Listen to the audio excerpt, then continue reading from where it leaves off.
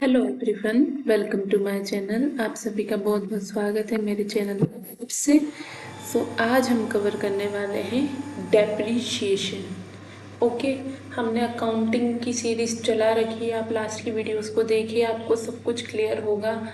पहले हमने business cover किया है, जैसे बिजनेस इन्वायरमेंट हुआ, जैसे कि बोल सकते हैं हमने की फर्स्ट यूनिट इंटरनेशनल बिजनेस वाली, बिजनेस इन्वायरमेंट वाली हमने कवर किए हैं। बट हाँ, और एग्जाम्स के लिए भी कुछ टॉपिक्स जो होते हैं मैंने एक साथ नहीं पढ़ाया, अलग अलग पढ़ाया है, तो ये आप कॉलेज स्टूडेंट है तो आपके लिए भी हेल्पफुल रहने वाला है। आज हम कवर करने वाले हैं डेप्रिसिएशन। इससे हम स्टार्ट करते हैं। आइए, डेप्रिसिएशन के हम मेथड्स के साथ स्टार्ट करते हैं, क्योंकि यहीं से पूछा जाता है डेप्रिसिएशन के बारे में। Depreciation is the method of allocating cost. इसका क्या होता है, ये कॉस्ट अलोकेटिंग होती है इसके अंदर टू अप्रोप्रिएट पीरियड, ठीक है। Although accountants have to follow generally accepted accounting principles. Okay, ठीक है। क्या बोल रहा है ये कि डेप्रिसिएशन एक मेथड है अलोकेट करने का कॉस्ट का अप्रोप्रिएट पीरियड के लिए। हम जानते हैं डेप्रिसिएशन क्यों होता है, तो यही बात यहाँ पर इसकी हो रही है, ठीक है। काम नहीं कर रही है, I don't know why, but ये काम नहीं कर रही है आज अच्छे से। कोई बात नहीं, हम ऐसे ही पढ़ लेंगे आज। हम जानते हैं डेप्रिसिएशन किसी भी कॉस्ट में होता है, ठीक है। तो उसको हम कैलकुलेट करेंगे पीरियड के लिए पूरे। तो उसको हम स्टार्ट कर रहे हैं कि जो हमें फॉलो करना होता है, अकाउंटेंट को फॉलो करना होता है gap means generally accepted accounting principle, जिसे हम गैप भी बोलते हैं। किस लिए? फाइनेंशियल स्टेटमेंट रिपोर्टिंग पर्पस के लिए, ठीक है। They have different allowable methods, ठीक है। क्या होता है ये? डिफरेंट अलावेबल मेथड्स भी बोलते हैं इन्हें हम। ओके, इसमें क्या क्या कौन कौन से मेथड होते हैं? सबसे पहले इसमें होता है स्ट्रेट लाइन मेथड, सेकंड होता है इसमें डिक्लाइन बैलेंस, और थर्ड होता है सम ऑफ द ईयर डिजिट्स, और फोर्थ होता है यूनिट ऑफ प्रोटेक्शन। सबसे इजी इसमें माना जाता है स्ट्रेट लाइन, ठीक है। इसमें क्या होता है, जैसे कॉस्ट होती है, जैसे भी कॉस्ट हुई उसमें से हम माइनस कर देंगे, ठीक है, जो भी डेप्रिसिएशन होगा, और ये ऐसा चलता जाएगा हर ईयर के लिए, ठीक है। मतलब कि इसमें क्या होगा, हम डेप्रिसिएशन को निकाल लेंगे जो यूजफुल लाइफ, देखो जैसे बता रहा है इसमें स्प्रेड करते हैं हम cost of fixed assets evenly over it's useful life.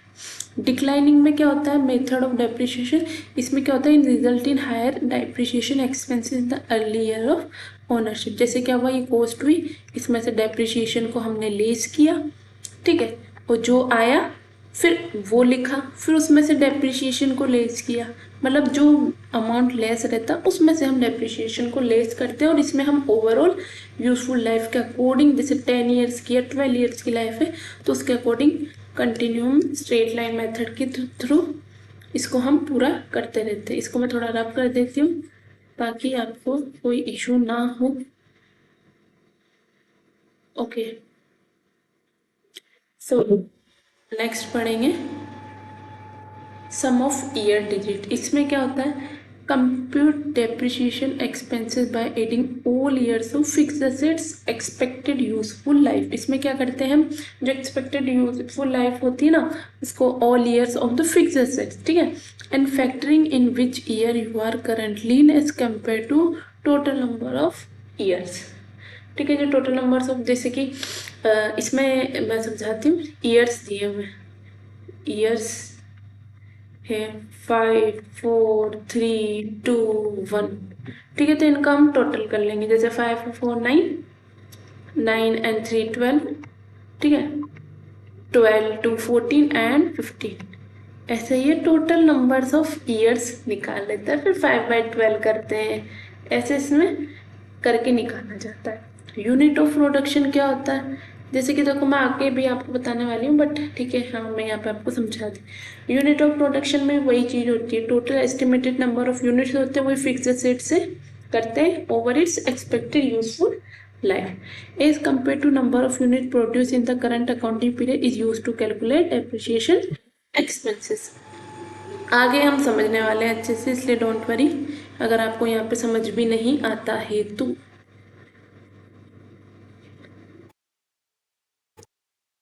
Okay, एक होता है वॉक स्ट्रेट जो मैंने बताया आपको, लाइन डेप्रिसिएशन। इसमें होता क्या है, when using straight line method, जैसा मैंने लास्ट में बताया था बट यहाँ पे मैं आपको अच्छे से बता, सैल्वेज वैल्यू होती है, रिड्यूस होती है, रिड्यूस करते हैं इसको हम डेप्रिसिएशन बेस पे। अज्यूम करते हैं एक पेन वे है, परचेज करता है टोस्टर को, फैब्रिकेशन मशीन को, 30,000 रुपये में उसको खरीदता है, ठीक है, परचेज करता है और उसकी सैल्वेज वैल्यू है 3,000, यानी कि 30,000 में से हम माइनस करेंगे इसमें से 3,000, तो हमारे पास में कितना आ जाएगा 27,000, ठीक है। ये आ गया हमारा डेप्रिसिएशन, ठीक है। और अब उसकी एक्सपेक्टेड लाइफ देखेंगे कितनी है, तो इसकी एक्सपेक्टेड लाइफ है 5 ईयर, तो इसको हम यहाँ पे 5 से डिवाइड कर देंगे और 5 से डिवाइड करने पर हमारा आएगा 5,400, तो ये रहेगा डेप्रिसिएशन पर ईयर का, ठीक है। और इसी को हम पर ईयर लेस करते जाएंगे, इसमें डेप्रिसिएशन मतलब जो भी होगी जैसे मशीन की उसमें से हम लेस करते जाएंगे। Book value at the end of 5 year is the salvage value of ₹3,000, ठीक है। जब एंड का 5 ईयर होगा ना, book value at the end of 5 year कितनी रह जाएगी, सैल्वेज वैल्यू जो रहेगी ना हमारी 3,000 के उसके बराबर, ठीक है। सबसे इजी मेथड होता है, इसमें हम वही कर रहे हैं, सैल्वेज वैल्यू से लेस किया, उसके बाद में जितनी भी लाइफ रहती है उससे डिवाइड करके डेप्रिसिएशन आ जाता है और उसको पर ईयर ईच ईयर में माइनस किया जाता है। अब हम पढ़ने वाले हैं डिक्लाइनिंग बैलेंस डेप्रिसिएशन मेथड। याद रखिएगा, पूछ लिया जाता है दूसरे नाम से भी, फिर आप कंफ्यूज हो जाते हैं कि क्या दिया है, तो इसको हम बोलते हैं एक्सीलरेटर या एसिलरेटर, जो भी आप प्रोनाउंस करें, मेथड या रिटन डाउन वैल्यू मेथड, ठीक है। इसमें क्या होता है, depreciate more earlier and lesser later. इसमें पहले डेप्रिशिएशन अर्लियर ज़्यादा होता है, बाद में लेस होता जाता है। Means don't deduct salvage value when figuring the depreciable base for declining balance method, ठीक है। हम डिडक्ट नहीं करेंगे जब हम डिक्लाइनिंग बैलेंस मेथड को यूज़ करें, but do limit depreciation so that at the end of the day the assets net book value is the same as the estimated salvage value, ठीक है। But do not limit depreciation, ठीक है, ये बात आप समझ रहे हैं। You compute cost and salvage value for the asset the same as with the straight line method, for your rate you use the multiple of straight line rate. इसमें क्या होता है, जैसे मान लीजिए 5 ईयर भी दिया हुआ, 10 ईयर भी दिया हुआ, तो 100/5 कर देंगे तो कितना आ जाएगा अपना 20%, 100% अपॉन लाइफ। जैसे कि इसमें हम 10 ईयर के हिसाब से निकाल रहे हैं तो 10 का 10% आ रहा है। To use the double declining balance method हम क्या करेंगे, उसको 2 से मल्टीप्लाई कर देंगे तो हमारे पास में 40% आ जाए। आया समझ में। अब जो आपको सबसे ज़्यादा कंफ्यूजिंग लग रहा था वो था यूनिट प्रोडक्शन वाला डेप्रिसिएशन, इसको हम समझते हैं। इसमें क्या करते हैं, unit of production is an activity method you compute depreciation of actual physical use, जो हमने एक्चुअली फिजिकली यूज किया है उसके ऊपर हम इसे निकालते हैं। मेकिंग इट फैंटास्टिक मेथड होता है ये factory machine depreciation. It in addition to knowing the cost basis and estimating the salvage value, you need to estimate how many outer shells the machine can produce prior to retirement. For example, हम example समझते हैं, mister toaster maker है, ठीक है, 60,000 units हो रही है, make कर रहा है, टेकिंग कॉस्ट उसकी सैल्वेज वैल्यू गिव्स है माइनस करके 27,000। तो अब हम इसमें क्या करेंगे, जो 27 कॉस्ट है मैंने बताया था उसमें से हम यूनिट को डिवाइड करेंगे, तो मैंने यहाँ करके बता रखा आपको अच्छे से। 27 में से हम 60,000 यूनिट लेस करेंगे तो हमें मिल जाएगा 0.45 पर यूनिट, ये हमारा डेप्रिसिएशन हो जाएगा। ओके, आया होगा अच्छे से समझ में, बहुत इजी मेथड है। वो वहाँ पे थ्योरी के थ्रू समझ नहीं आ रहा था, बाकी बहुत इजी मेथड है ये। अब हम आगे बढ़ेंगे। To compute depreciation expense year after year, you multiply the actual number of units machine makes during the year by depreciation rate. ठीक है, आपको क्या करना होगा, आपको आगे टू मतलब आगे से आगे तो करना ही पड़ेगा, तो उसके लिए हमें क्या करना होगा, मल्टीप्लाई करना होगा एक्चुअल नंबर ऑफ यूनिट्स जो मशीन उस ईयर में बना रही है। जैसे 2012 में उसने बनाई 10,100, तो उसको हमने 0.5 जो हमने निकाला उससे मल्टीप्लाई किया। ठीक है, for 2013 through 2016 the same calculation इसको हम अप्लाई करेंगे। ठीक है, ये डेप्रिसिएशन आ गया है।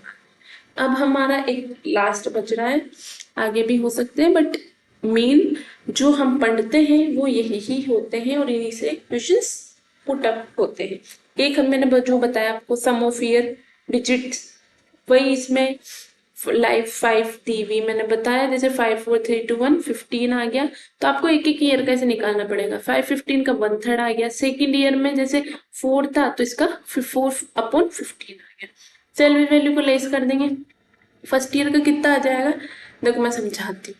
जैसे कि मैंने बताया था 5 4 3 2 1, इसका एवरेज कितना आ रहा, मतलब प्लस करके इसको डिवाइड, प्लस करने पे कितना आ रहा है, ये 50। ठीक है, तो अब हम ऐसे करेंगे 5/50।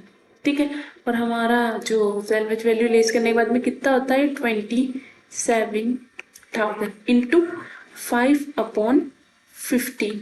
ठीक है, 5 की टेबल से 15 गया 3 टाइम्स और 3 से ये गया 27 9 टाइम्स, तो 9,000 आ जाएगा जो हमारा ये फर्स्ट ईयर का दिया। सेकेंड ईयर में 415 है। ठीक है, उस हिसाब से ये 700 200 आ जाएगा, 7,200। थर्ड ईयर का आ जाएगा 5,400। फोर ईयर का आ जाएगा 3,600 एंड फिफ्थ ईयर का आ जाएगा 1,800। आई होप आपको अच्छे से समझ आए हो सारे मेथड्स।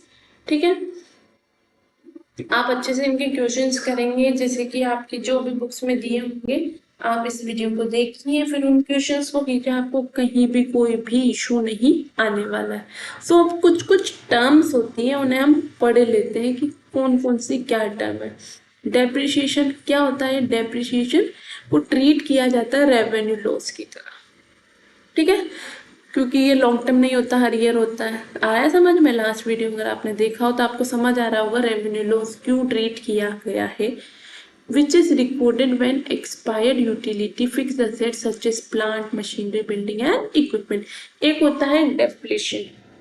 ठीक है, the term depletion refer to the measure of rate of exhaustion of the natural resources or assets जैसे कि mines, iron, oil wells, quarries, while comparing with depreciation.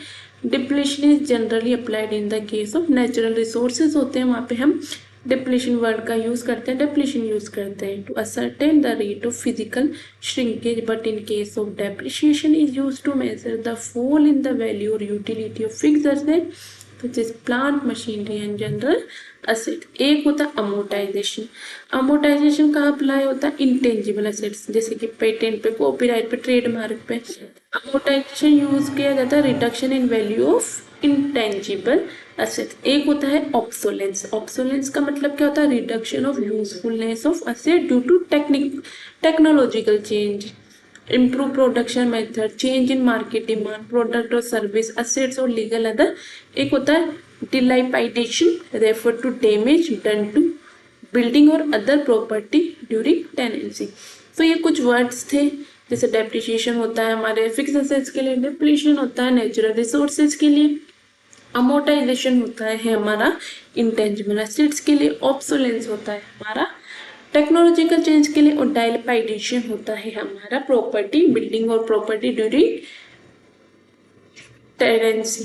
ठीक है, सो आई होप आपको आज की क्लास समझ आई हो। मैंने आपको सब मेथड बताए हैं, आपका अगर मुझे सपोर्ट मिलता रहा तो मैं खुद भी आपको यहाँ पे क्वेश्चंस कराती रहूंगी। अगर आपको कुछ भी नहीं समझ आता तो आप कमेंट्स के थ्रू मुझे सब कुछ बताएं कि हाँ आपको ये समझ नहीं आ रहा है, वो समझ नहीं आ रहा है। आप मुझे बताएंगे अपनी प्रॉब्लम्स तो ही मैं उन्हें क्लियर कर पाऊंगी। सो आई होप मैं इसके साथ क्लास को एंड करती हूँ कि आपको अच्छे से सब कुछ समझ आया। अगर मेरी वीडियोस आपको अच्छी लगती है तो मेरे चैनल को लाइक करें, शेयर करें, सब्सक्राइब करें। Thank you.